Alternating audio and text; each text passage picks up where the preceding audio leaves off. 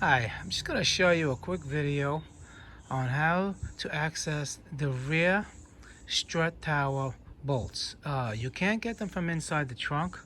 You have to get them behind the seat. You have to take all the trim panels off, but I'm going to show you a quick trick.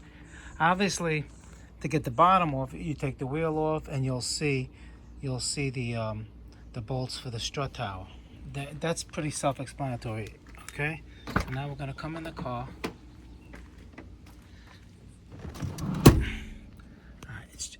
I'm trying to be. What you do is you lift this up, take the seat down, pull the seat back.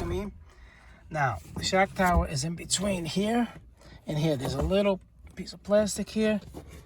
What you do is just pull it up. You don't even have to take anything out, and then you lift this up,